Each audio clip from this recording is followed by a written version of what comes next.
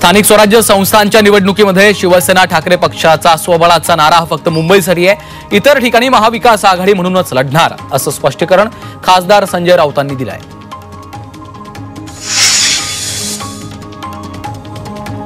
पुण्यात शिवसेना ठाकरे पक्षात संघटनात्मक बदल केले जातील अशी माहिती सचिन अहिर यांनी दिली आहे. काही स्वतः राजीनामा देण्यास तयार आहेत तर काहींची पदावरून बदली केली जाईल असंही त्यांनी सांगितलंय.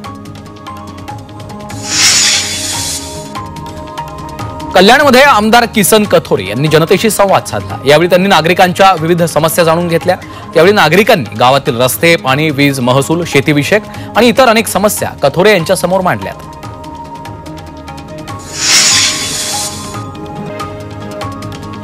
सोलापुरात राष्ट्रवादी शरदचंद्र पवार पक्षाला मोठा धक्का बसलाय.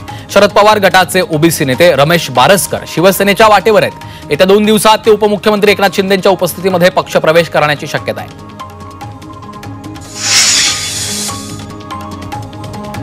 वक्फ विधेयक हे देशाच्या आणि गरीब मुसलमानांच्या फायद्यासाठी आहे असं वक्तव्य शिवसेनेचे खासदार नरेश म्हस्के यांनी केलंय. वक्फ विधेयकावर विरोधकांनी चुकीचा दावा करून राजकारण केलं अशी टीकाही त्यांनी केली आहे.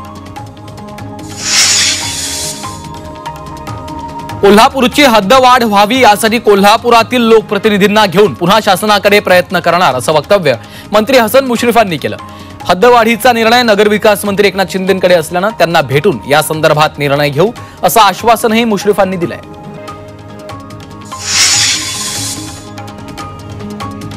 शिवसेना ठाकरे पक्षाचे माजी खासदार राजन विचार यांनी आनंद दिघेंच्या जयंतीनिमित्त दिघेंच्या शक्तीस्थळावर अभिवादन केलं. यावेळी आनंद दिघेंचे पुतणे केदार दिघे आणि कार्यकर्ते पदाधिकारी उपस्थित होते. तर कार्यकर्त्यांनी घोषणाबाजी आणि जोरदार शक्ती प्रदर्शन केलंय.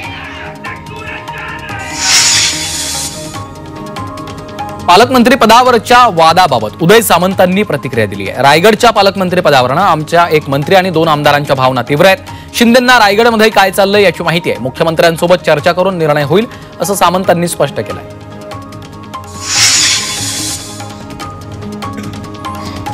बीड जिल्ह्यातील अंबाजोगाईमधील अलिशान हॉटेल पियुष इनचा फोटो दमानी यांनी पोस्ट केलाय.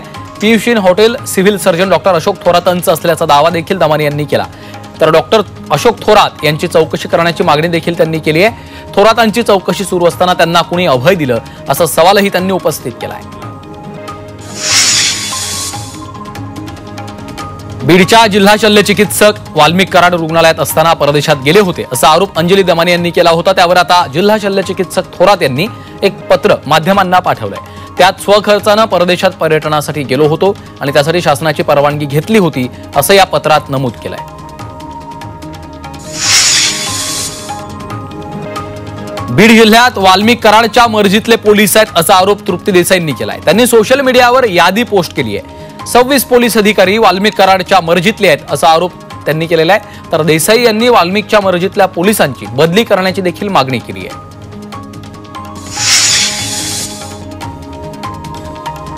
मसाजोगचे सरपंच संतोष देशमुख हत्या प्रकरणातला आरोपी सुदर्शन घुलेचा ताबा आता एसआयटीकडे देण्यात आलाय.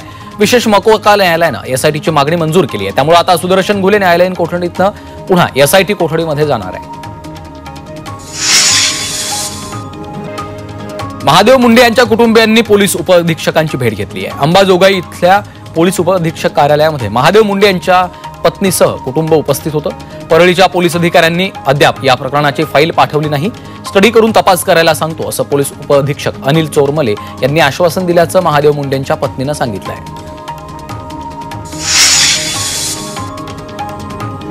परभणीमध्ये 30 जानेवारीला वंचित बहुजन आघाडीनं जन आक्रोश मोर्चाचं आयोजन केलंय. सोमनाथ सूर्यवंशी मृत्यूच्या निषेधार्थ मोर्चा निघणार आहे. 30 जानेवारीला परभणी जिल्हाधिकारी कार्यालयावर हा मोर्चा धडकणार आहे. प्रकाश आंबेडकरही या मोर्चात उपस्थित राहणार आहेत.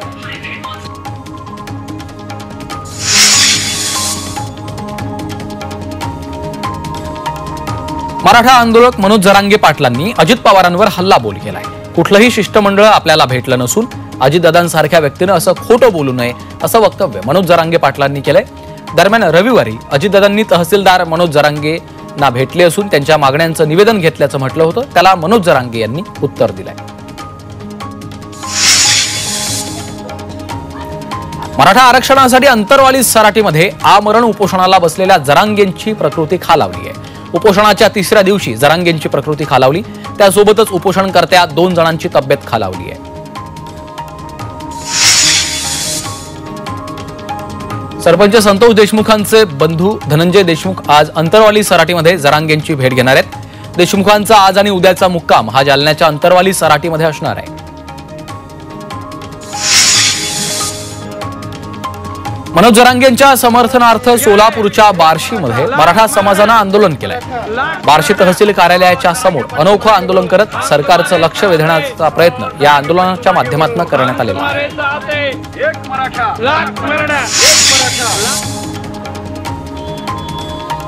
मरीन ड्राईव्ह वरून वांद्र्याला आता तुम्ही अवघ्या 15 मिनिटात जाऊ शकणार आहात, कारण कोस्टल रोड आणि वरळी वांद्रे सी लिंकला जोडणारा पूल आजपासून वाहतुकीसाठी खुला झालाय। कोस्टल रोड सी लिंक जोडणाऱ्या पुलाचं काल मुख्यमंत्र्यांनी लोकार्पण केलं, त्यामुळे आजपासून हा पूल वाहतुकीसाठी खुला करण्यात आलाय।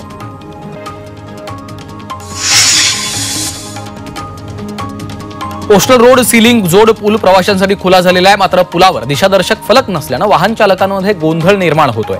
वांद्रेकडून येणाऱ्या वाहन चालकांमध्ये संभ्रम निर्माण होतोय। वरळी मरीन ड्राईव्हकडे जाणारा रस्ता कोणता असा प्रश्न त्यांना पडतोय।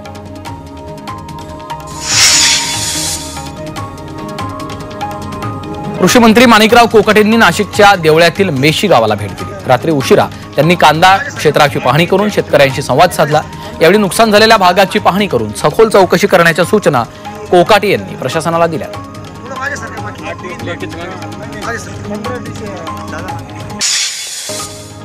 राज्यातील वाघांच्या नसबंदी संदर्भात विचार सुरू आहे अशी माहिती वनमंत्री गणेश नाईकांनी दिली आहे।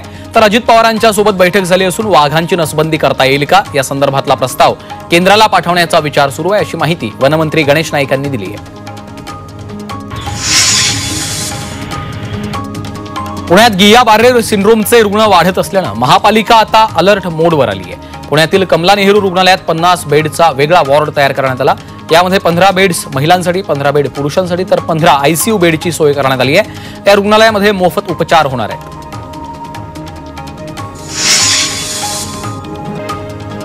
गिया-बार्रेच्या रुग्णांची संख्या कमी व्हावी यासाठी महापालिकेला योग्य उपाययोजना करण्याचे आदेश देण्यात आलेत अशी माहिती आरोग्यमंत्री प्रकाश आबिटकर यांनी दिली आहे। वक्फ विधेयकातील बदलांना संसदेच्या संयुक्त समितीनं मंजुरी दिली आहे। अंतिम बैठकीत सर्व 44 सुधारणांवर चर्चा करण्यात आली। यामध्ये एनडीए खासदारांच्या 14 सूचना मंजूर झाल्यात अशी माहिती जेपीसी अध्यक्ष जगदंबिका पाल यांनी दिली।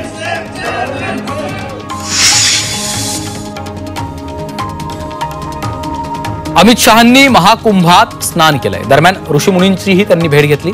यावेळी मुख्यमंत्री योगी आदित्यनाथही उपस्थित होते। त्यांनी मौनी अमावस्येच्या तयारीचा देखील आढावा घेतलाय।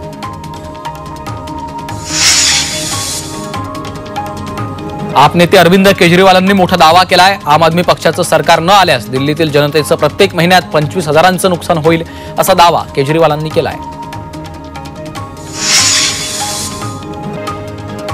धुळ्यातील बारीपाडा गावात पद्मश्री पुरस्कारार्थी चैत्राम पवार यांचं भव्य स्वागत झालं। यावेळी गावकऱ्यांनी घरोघरी गुढी उभारून पवारांचं वाजत गाजत स्वागत केलंय। पद्मश्री पुरस्कार जलजंगल जमीन पशुधनासाठी काम करणाऱ्या हजारो कार्यकर्ते आणि गावाला समर्पित करतोय असं चैत्राम पवार यांनी म्हटलं।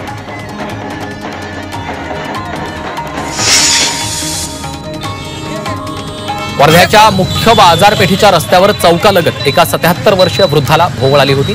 तेथील होमगार्ड सैनिकांनी कोणताही विचार न करता वृद्धाला उपचारासाठी दवाखान्यात दाखल केलं।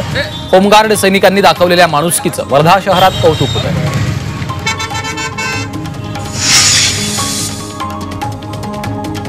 वाशिम जिल्ह्यातील 95 ग्रामपंचायतींच्या सरपंच आणि सदस्य अशा 123 जागा रिक्त आहेत। त्यात 113 सदस्य पदं आणि 10 सरपंच पदांच्या जागांचा समावेश आहे।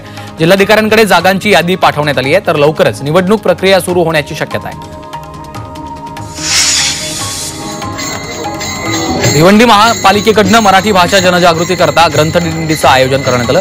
यावेळी टाळ मृदंगाचा गजर आणि हरिनामाच्या जयघोषात भिवंडी नगरी दुमदुमली आहे। यात महापालिका अधिकारी, कर्मचारी आणि नागरिकही सहभागी झाले।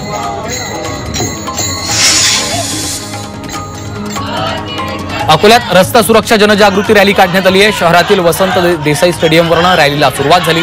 रॅलीमध्ये प्रादेशिक परिवहन विभाग, शहर वाहतूक विभाग, जिल्हा क्रीडा प्रबोधिनीसह अनेक विद्यार्थ्यांनी सहभाग नोंदवला।